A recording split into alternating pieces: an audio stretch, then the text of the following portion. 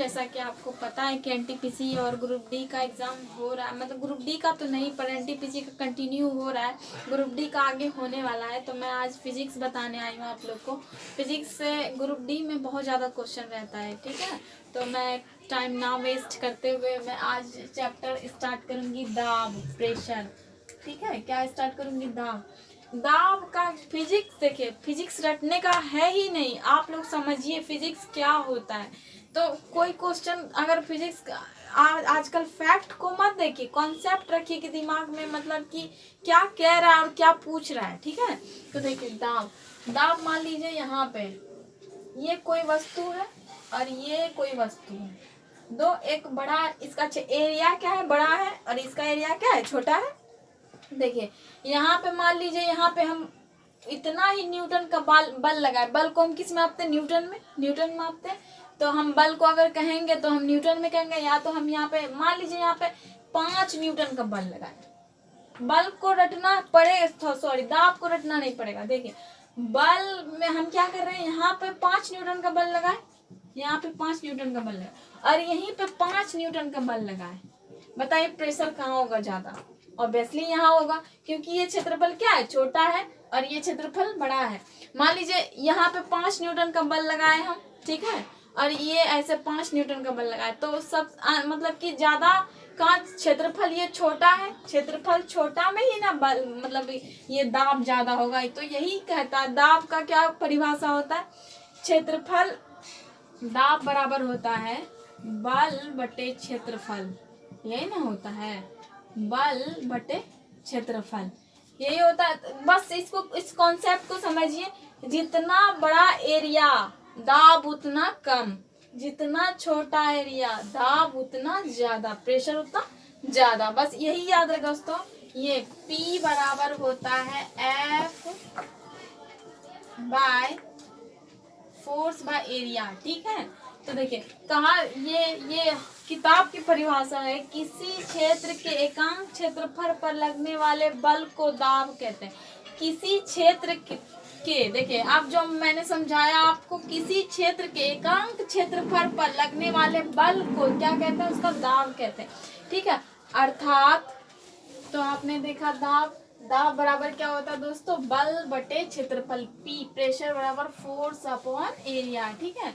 तो अब न्यूमेरिकल क्या पूछा जाएगा ग्रुप डी में कि न्यूटन, देखिए किसी स्थान पर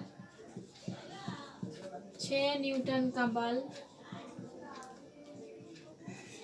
लगाया जा रहा है और उसका क्षेत्रफल 2 मीटर स्क्वायर है, तो दाब कितना होगा? तो देखिए हम क्या बताए थे, दाब बराबर क्या होता है? बल बटे क्षेत्रफल। तो P बराबर होता है F बटे A, ठीक है। तो F मेरा कितना दिया हुआ है?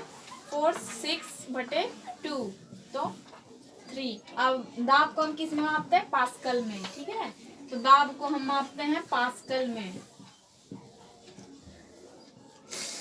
ठीक। तो देखिए इसी टाइप में न्यूमेरिकल आ रहा है, जो कि तो थोड़ा सा समझना था इसको, दाब को, ठीक है। तो ये हो गया। अब एक पूछता है, इसीलिए दाब में, मतलब कि जब आप उसमें फंस जाते हैं दलदली एरिया में, तो आपको लेट जाने की सलाह दी जाती है। क्यों?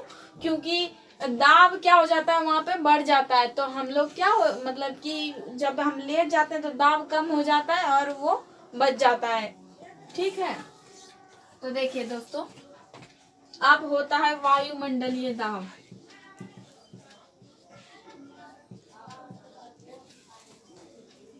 देखिए वायुमंडलीय दाब को समझना पड़ेगा। मान लीजिए ये मेरा पृथ्वी है, मेरे पास तो ग्लोब है नहीं जो हम आपको समझाएंगे। चलिए दोस्तों, तो वायुमंडलीय दाब आप लोगों ने सीखा, आई होप कि आप लोग को समझ में आया होगा दाब, ठीक है। तो अब वायुमंडलीय दाब पढ़ते हैं। वायुमंडल में बहुत अत्यधिक हवा है, ठीक है। मान लीजिए ये पृथ्वी तो हमारी गोल तो नहीं है, इस तरह की चपटी आकार, नारंगी संतरे की आकार की है, ठीक है। पृथ्वी ये हमारा है अर्थ, ठीक है। और ये है हवा का प्रेशर, ये इतना तक हवा फैला हुआ है, ठीक है।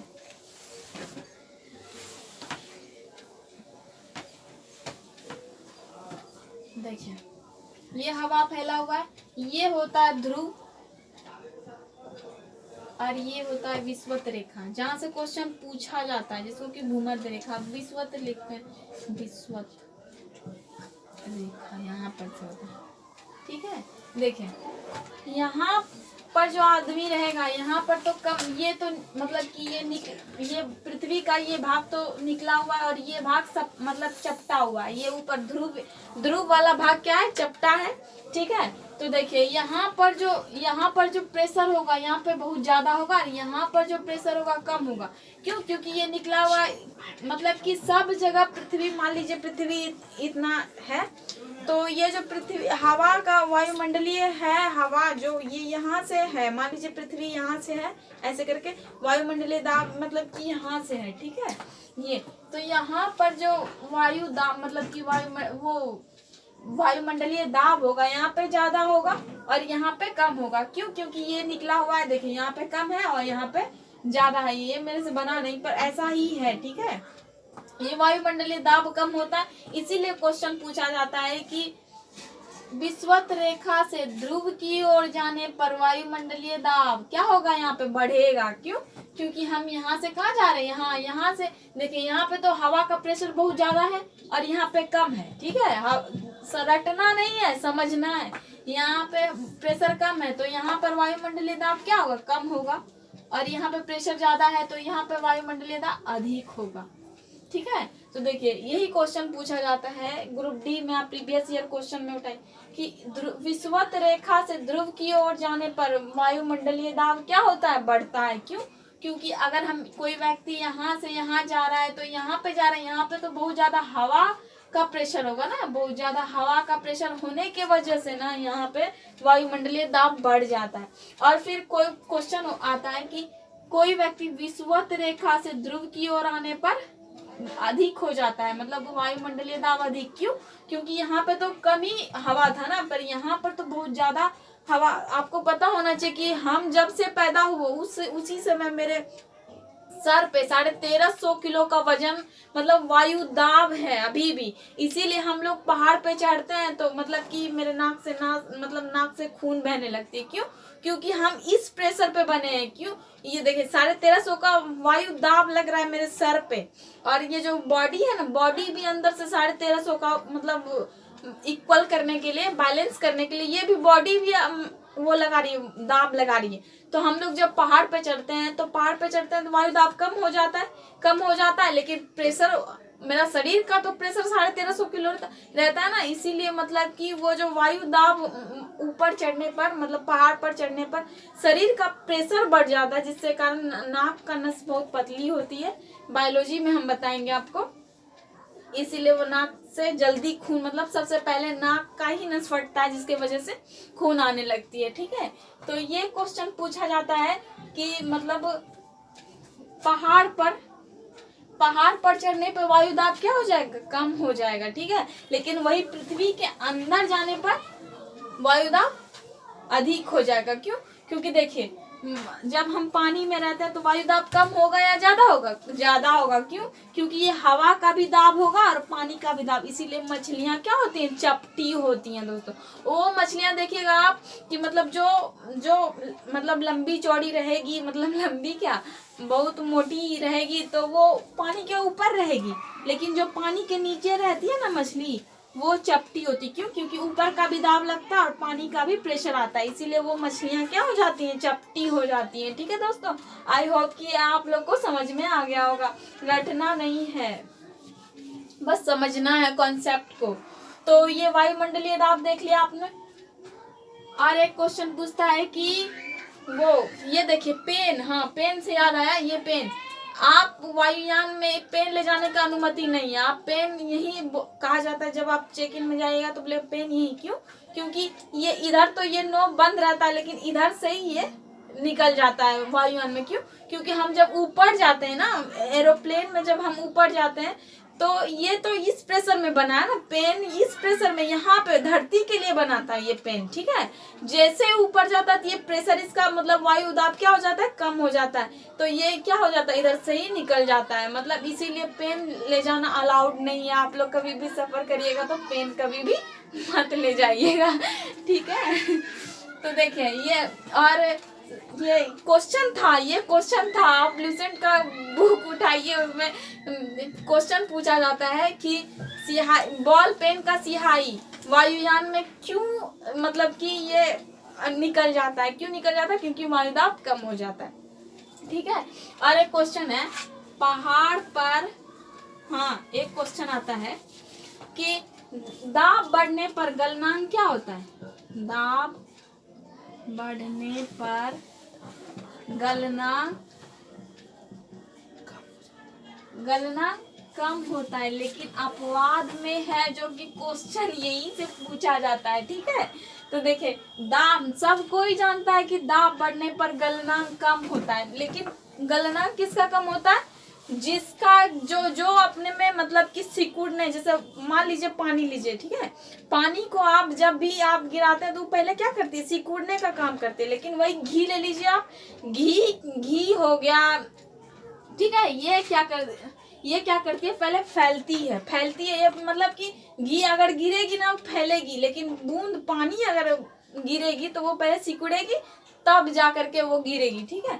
तो ये देखिए दाब बढ़ने पर गलनांक कम भी होता है और अधिक भी होता है, लेकिन वो समय पे, जैसे कि दाब बढ़ने पर गलनांक कम होता है किसका, पानी का। जब आप बर्फ ले लीजिए, ठीक है, बर्फ में आप कभी देखे होंगे जो आइसक्रीम सब, मतलब कि जो आइसक्रीम रखते हैं, जो मछली रखते हैं, वो बर्फ में ही रखते हैं। बर्फ में क्या करते हैं, बर्फ को ना गले, बर्फ ज्यादा ना गले तो वो क्या करते हैं, बर्फ को रख के ठोक देते हैं, मतलब उसका दाब बढ़ा देते हैं ताकि बर्फ ना गले, ठीक है। लेकिन यही अगर घी ले ले, घी तो दाब बढ़ने पर आप देखिएगा, अगर घी को ऐसे ऐसे करते हैं तो मतलब घी क्या हो जाता है, दाब बढ़ने पर पिघल जाता है। यही क्वेश्चन पूछा जाता है, दाब बढ़ने पर गलनांक अधिक हो जाता है किसका, पानी, घी, इसी तरह का ऑप्शन रहेगा, ठीक है। दाब बढ़ने पर गलनांक कम होता है, क्वथनांक बढ़ जाता है। देखिए ये हो गया, समझ में आ गया। अब देखिए दाब बढ़ने पर क्वथनांक अधिक हो जाता है, दाब बढ़ेगा तो क्वथनांक भी अधिक, और दाब कम हो जाएगा तो क्वथनांक भी कम। देखिए पहाड़ पर ये हम क्या यहाँ पे हो रहा है, दाब हम बताए थे कि वायुमंडलीय दाब कम होता है, तो यहाँ पे क्या होगा, क्वथनांक भी कम हो जाएगा।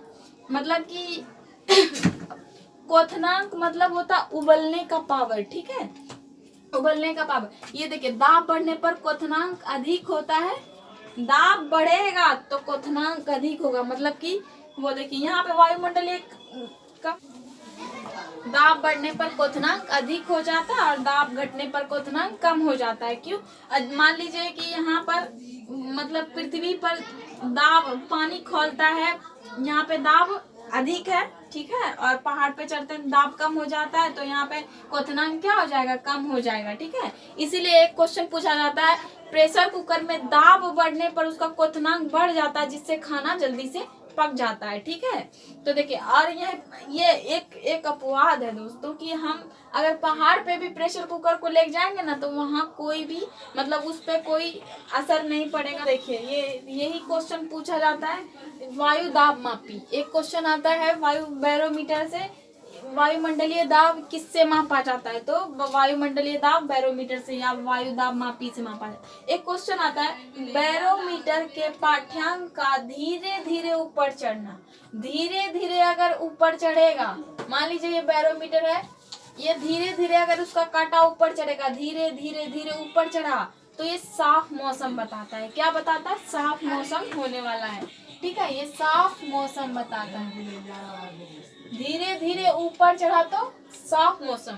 और बैरोमीटर के पाठ्यांक का धीरे धीरे नीचे आना, धीरे धीरे अगर नीचे आया तो वर्षा होने की संभावना, वर्षा होने की संभावना। और एक क्वेश्चन पूछ रहा है, बैरोमीटर के पाठ्यांक का एकाएक नीचे आना तो क्या हो जाएगा दोस्तों, आंधी तूफान। यही सब क्वेश्चन आता है, आंधी तूफान। जैसे ही बैरोमीटर का ऊपर धीरे धीरे धीरे ऊपर चढ़ा तो मतलब साफ मौसम, और जैसे ही मतलब बैरोमीटर का पाठ्यांक धीरे धीरे नीचे आया तो वर्षा होने की संभावना, अचानक से नीचे आ गया तो आंधी तूफान आ जाता है। यही क्वेश्चन पूछा जाता है। आई होप कि आप लोग को पूरा दाब चैप्टर समझ में आया होगा। मैं अभी नई हूँ इसीलिए मतलब हमको कुछ भी समझ नहीं आता कैसे बताएं। ठीक है, अगर आप लोग को अच्छा लगे तो लाइक करें, शेयर करें और सब्सक्राइब करें मेरे चैनल को आगे जानने के लिए। मैं कभी भी रटने के लिए नहीं बताऊंगी कि कुछ रटिए, ठीक है, समझिए। यहाँ पे आके 10 मिनट में आप एक चैप्टर समझ सकते हैं, सोच लीजिए। देखिए और पूरा बताए दाब क्या होता है, दाब को हम किस में मापते हैं, दाब के कारण क्या मतलब पहाड़ पे चढ़ना कठिन होता है, फाउंटेन पेन का सिहाई बाहर आ जाता है, वायु दाब के वजह से जो ब्लड प्रेशर का आदमी है उसको जाने नहीं मिलता है वायुयान में। क्योंकि वहाँ वायुमंडलीय दाब कम हो जाता है, जिससे कि उसको हार्ट अटैक आने की संभावना रहती है। इसीलिए जो भी ब्लड प्रेशर का आदमी है वो उसको मतलब कि अलाउ नहीं होता है कि आप वायुयान में जाए, एरोप्लेन में सफर करें। ठीक है, तो इतना सब समझ में आ गया दोस्तों आप लोग को। तो हम क्या बताए थे, दाब जितना छोटा क्षेत्रफल दाब उतना अधिक, जितना बड़ा क्षेत्रफल दाब उतना कम। ठीक है, तो आप लोग को दाब समझ में आ गया होगा। अगर आप लोग को सेशन अच्छा लगे तो शेयर करें, सब्सक्राइब करें। थैंक यू, धन्यवाद।